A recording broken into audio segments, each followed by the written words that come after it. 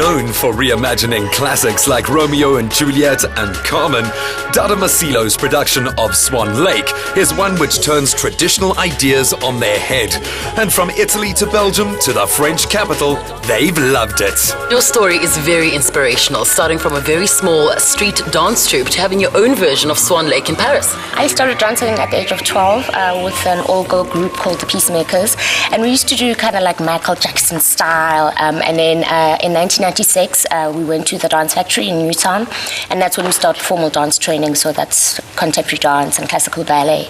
And of all the pieces that you could do, why specifically Swan Lake? Because Swan Lake is the first ballet that I saw when I was 12, and I fell in love with it. I fell in love with the music of Tchaikovsky and the narrative, and I think I just wanted to own a tutu, really. But I also knew that I wanted to do a different version of Swan Lake, and mine is fusing African dance and classical ballet because they're so different, you know, and I wanted to see what new dynamic could come out of it, out of fusing two techniques that just don't speak to each other. I wanted to make them coexist, you know, because I don't like this whole thing. It's like ballet is in its box and African dance is in its box. It didn't make sense to me. And I mean, I think that I've come up with something really interesting in terms of the movement vocabulary, because it's like the arms are graceful and then the legs, it's just like everything into the ground. So it's been an interesting journey.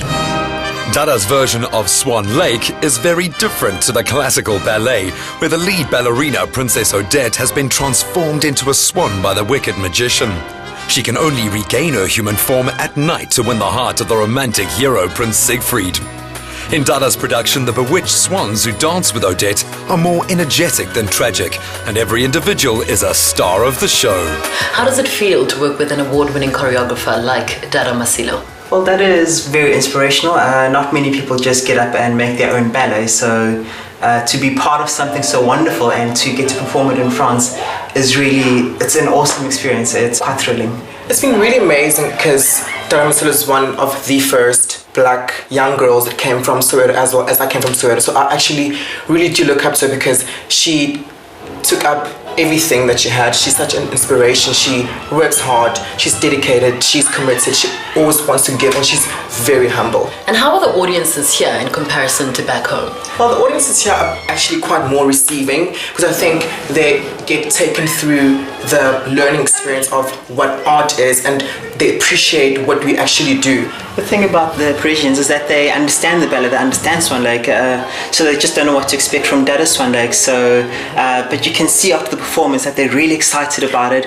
They're not sure how to say it in English, but they really appreciate it. But do they understand the African calls and the African nuances? I don't think so. They like the clicks and but they don't know what you're saying. But they can understand and appreciate the message.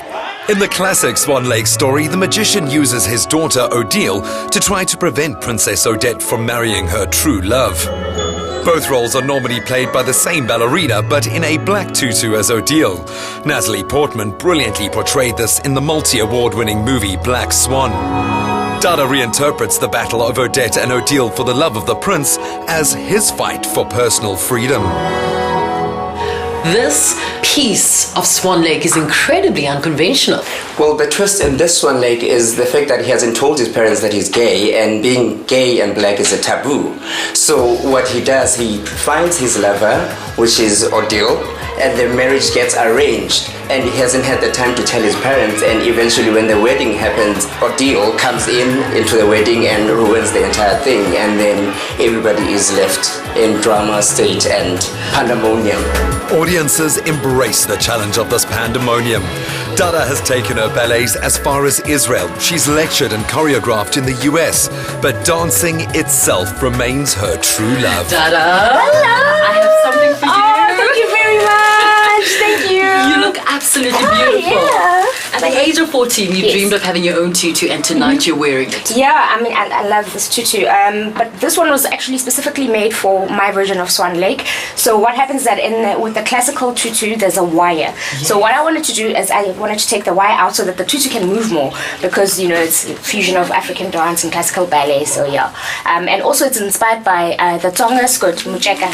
So then when we move, it also moves with us. And your own version of Swan Lake breaks all the rules and all the stereotypes, because in the typical Swan Lake, she's female, but in this one, she isn't. Well, yeah, the prince is gay in my version of Swan Lake because I just wanted to use the stereotype, that men who dance are gay. So I wanted to use that. And also I wanted to do something different in terms of going, when you go to the ballet, it's always like two women fighting over a man. So now it's a man and a woman fighting over a man. In June, they head for London's renowned Sadler's Wells Theatre, where the ovations will surely continue.